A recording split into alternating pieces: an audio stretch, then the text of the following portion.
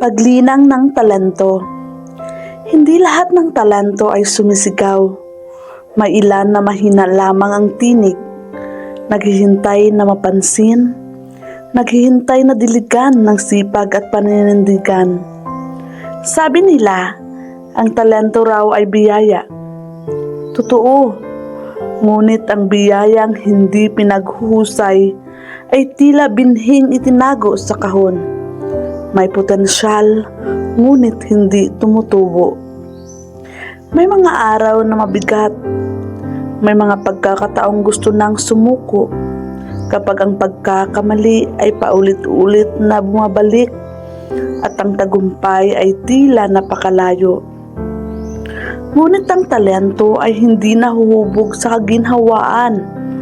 Ito'y umuunlad sa bawat pagsubok, sa bawat pawis na pumapatak, sa bawat kabiguang ginagawang aral. Hindi mahalaga kung gaano ka kabilis. Hindi mahalaga kung ilan na ang nauna. Ang mahalaga, patuloy kang lumalakad, patuloy kang natututo, patuloy mong pinapanday ang kakayahang nasa iyo.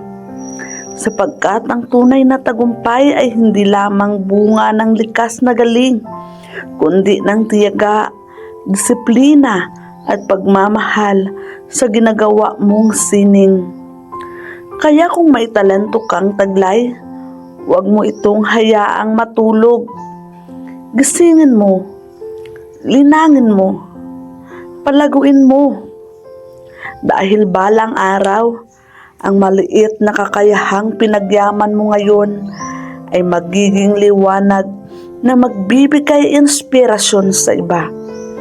At doon mo mapapatunayan na ang talento ay hindi lamang regalo. Ito ay responsibilidad na dapat alagaan, paunlarin at ibahagi sa mundo.